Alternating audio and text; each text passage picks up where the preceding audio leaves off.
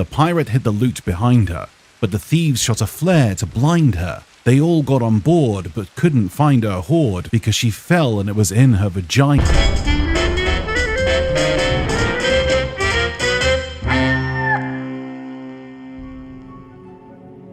Hey you beautiful buccaneers, Falcore here. So for those who are new to the game, and of course those who have been here from the start, we all know that scattered around the world are these strange cave paintings. Now just like the cartographers of old, we too just believed that these were pictures of animals and perhaps stories these ancient folks left behind. But as time goes on, the developers have revealed to us that the ancients were more than just cave painting Neanderthals, and were in fact very deeply rooted in superstition. The only difference between superstition in reality compared to the game is that the ancients actually have proof that their otherworldly stories were actually fact. These things did occur. But as time goes on, we start to understand these paintings a little better. Ancient paintings of what appear to be large creatures, for the most, are depictions of certain important people to the ancients. The snake at Snake Island, as an example, turned out not to be a serpent, but rather an untrustworthy priest who manifested a potion to make him appear as someone else, to fool a love-struck king.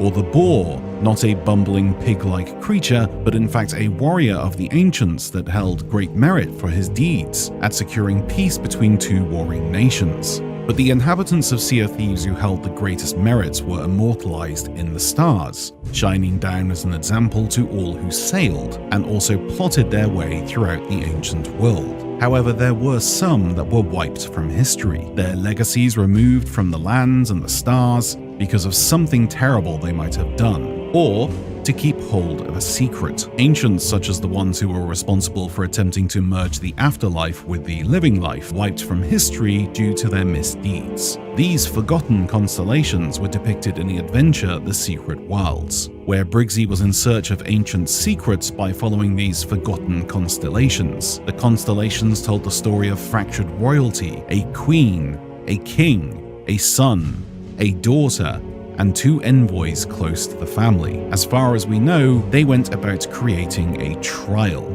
that was essentially the gateway to their afterlife. You see, the ancients didn't see the afterlife as a place of the dead, but rather a place of their ancestors, referring to the Sea of the Damned. It's not actually confirmed that the Sea of the Damned is the afterlife, it's merely the place you end up if you die in the Sea of Thieves. But the ancients soon discovered that once there, their memories or thoughts could take form, which means they could use their minds to create peaceful temples if their minds were pure, but it could also be used to create armies and powerful weapons if their minds were less than desirable. So this trial was made to judge those from the Sea of Thieves and grant them entry if their soul was pure.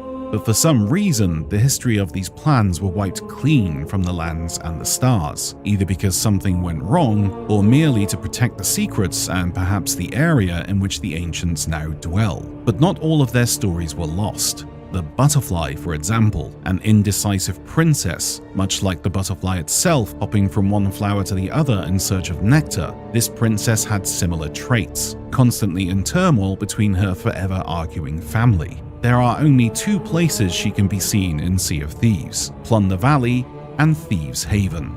These two islands are very important to the Sea of Thieves, Plunder Valley possibly being the home to one of the greatest hunters, and Thieves Haven, the island that is the closest to the opening of the Shroud, and possibly the first island the ancients set foot on. Out of the two, Thieves Haven is the most important, as it's not only one of the rare locations of this cave painting, but also the location of the rarest cave painting in Sea of Thieves, the Panther. As Briggsy explained, a relative of the royalty, a strong person who for some reason was given a bad rep. Why? This isn't explained, but it's interesting that both members of the royalty are depicted here, and it's the only place in Sea of Thieves where they are. Thieves Haven too holds a strange collection of paintings, almost like this was the home base for the ancients, and it was their think tank for a long time. The Owl and the Widow are two paintings that are not present within Sea of Thieves, almost like they were wiped from history. However, this royal family must have settled somewhere to put their plans into fruition, a place where they could essentially work without the prying eyes of other tribes.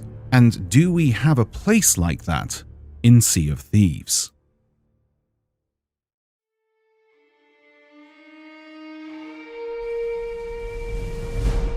The Shores of Gold. This area is totally masked in theory. We do not know its true purpose. Many speculative theories have been generated about this place, but we still do not have an answer as to why it exists, or what purpose it served to the ancients. These massive statues are possibly the biggest landmark here, hiding the winding catacombs below, which, keep in mind, from a story perspective, are much larger than what we have seen in the game. But do you notice anything strange about these statues? There are 10 of them, but if you look closely, one side has a king and the other has a queen, and sat next to them, mirror images of 4 other people, perhaps siblings and envoys, like the findings of Briggsy explains. What's strange is, the 5 statues in each row are facing each other. Why would the queen and the king not be sat together? The Black Widow constellation is said to be the queen, and the queen tried to lead the king, the owl, away toward darkness. If you take that into account, this looks more like a yin and yang situation. The agenda of the king, his siblings and envoys, in dispute with the queen, trying to lead the siblings and the envoys astray. Could the Shores of Gold actually be the entrance to this trial?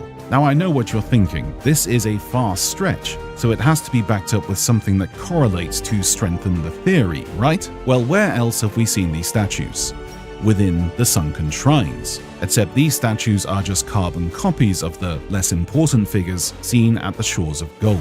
But we now know that the orb is pointing us to islands that will eventually lead to underground areas in Season 13. 5 areas. Each area matching the constellation of these important figures that created this trial, and we were even given a sneak peek at one of them, showcasing a statue, the same statue seen depicting the king at the Shores of Gold, the only time the statue has been replicated. The developers have always said we would one day have a reason to revisit the Shores of Gold. And that's a story, not this!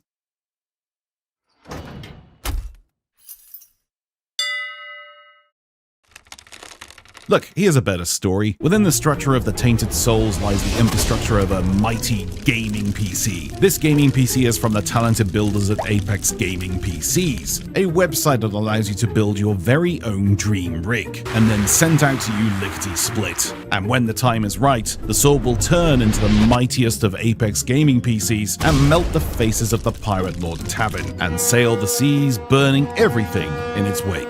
Interested? Links down below. Yeah, that'll do it.